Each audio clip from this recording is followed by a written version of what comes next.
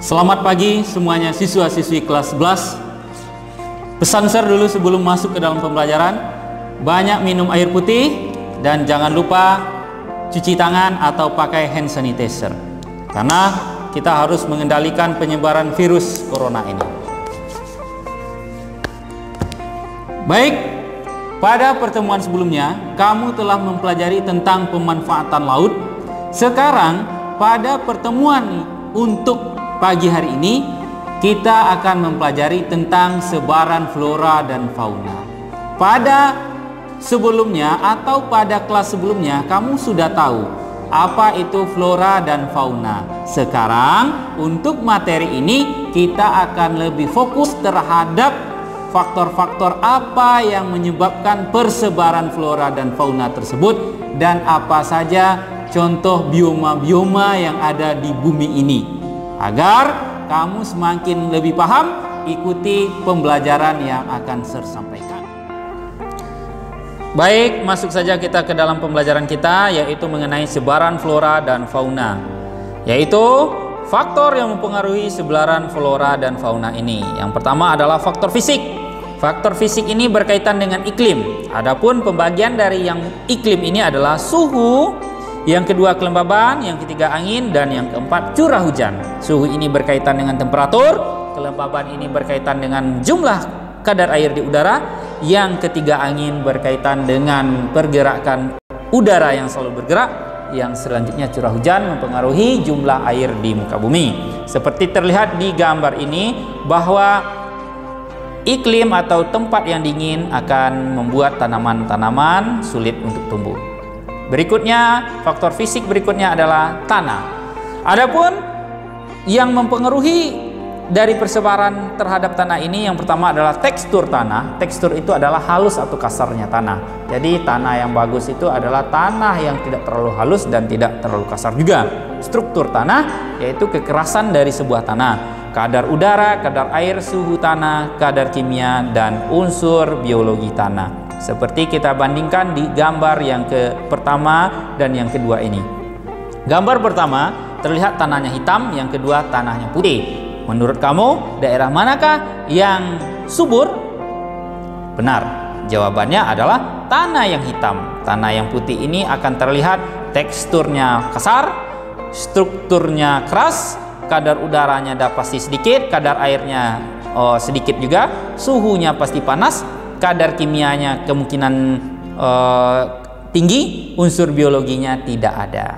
Nah, yang berikutnya adalah relief. Relief itu merupakan tinggi rendahnya permukaan bumi. Jadi seperti terlihat di gambar ini merupakan reliefnya. Jadi tanam-tanaman itu lebih suka banyaknya terdapat di sekitar dataran rendah. Semakin ke atas tumbuh-tumbuhan ini semakin sedikit, dan bahkan di puncaknya tanaman itu hanya beberapa jenis saja. Jadi berikutnya seperti terlihat di gambar ini merupakan faktor non-fisik. Faktor non-fisik yang mempengaruhi persebaran flora dan fauna ini, yang pertama adalah mengenai faktor biotik, yaitu faktor yang hidup seperti hutan. Jadi hutan ini mempengaruhi sebarannya. Dengan adanya hutan, maka tumbuh-tumbuhan akan banyak dan terjaga. Yang berikutnya adalah hewan atau fauna. Hewan ini bisa juga menyebarkan flora-flora yang ada, dan yang paling membuat penyebaran itu adalah manusia. Sekarang kamu sudah memahami tentang materi faktor yang mempengaruhi sebaran flora dan fauna. Untuk berikutnya, silakan kamu buka bukunya di halaman 28. Kita masuk ke materi berikutnya, yaitu sebaran flora dan fauna di dunia. Apa-apa saja sebaran flora dan fauna di dunia ini, ciri-cirinya apa, tempatnya di mana? Mari ikuti penjelasan Sir selanjutnya. Baik, masuk saja kita ke materi berikutnya, yaitu sebaran flora dan fauna di dunia. Kita lihat karakteristik bioma di dunia. Ini terlihat di gambar ini adalah bioma hutan hujan tropis. Bioma hutan hujan tropis ini terlihat di gambar bahwa suhunya panas. Selanjutnya tumbuhannya bervariasi, terdapat banyak hewan dan banyak variasinya. Seperti terdapat dalam gambar ini, ada harimau, ada ada orangutan.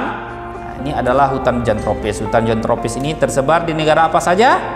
Indonesia, Brazil, Kongo, dan lainnya. Dan intinya adalah negara-negara di sekitar daerah tropis. Benar.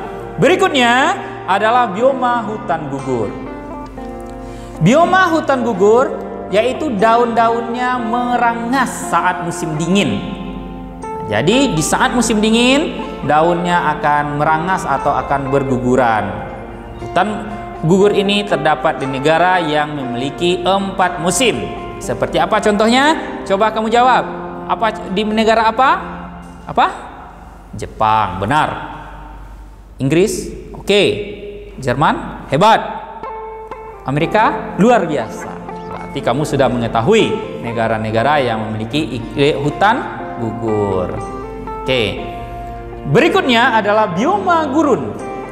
Bioma gurun ini seperti terlihat di gambar bahwa bioma gurun ini merupakan daerahnya panas, sedikit air. Tumbuhan yang hidup di sana adalah tumbuhan-tumbuhan yang tidak memerlukan air dalam jumlah yang banyak, dan hewan-hewan yang hidup di sana juga hewan-hewan yang tidak membutuhkan air yang banyak. Nah, seperti apa contoh tumbuhannya? Pintar, bukan jati ya, tetapi kaktus. Hebat kamu siswaku. Nah, apalagi? Benar, unta, bukan harimau. Benar, ular derik, bukan ular piton. Nah, pintar. Oke, kita lanjutkan. Bioma stepa. Bioma stepa ini terjadi akibat curah hujan yang sedang.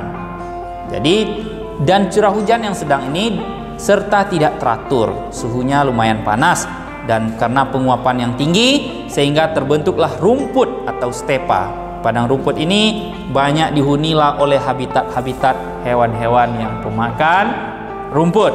Seperti apa contohnya? Zebra, cerdas. Apalagi? Gajah ada. Apalagi? Jerapah ada. Harimau? Tidak ada. Singa? Singa memang ada di daerah stepa, cuma dia singa bukan pemakan rumput. Luar biasa. Berikutnya adalah bioma tundra. Seperti terlihat di gambar, tundra ini tumbuhannya rendah-rendah, kerdil-kerdil. Kenapa demikian? Karena tundra ini suhunya sudah dingin. Jadi bioma tundra ini terdapat di sekitar hampir di sekitar kutub. Nah, jika kamu melihat bioma tundra ini, maka hewan-hewannya seperti ada rusa, seperti ada serigala, dan seperti yang lainnya. Demikian pembelajaran kita. Semoga kamu dapat memahami. Demikianlah pembelajaran kita untuk pertemuan kali ini pada materi sebaran flora dan fauna. Untuk selanjutnya, silahkan kamu kerjakan tugas yang ada di Edmodo.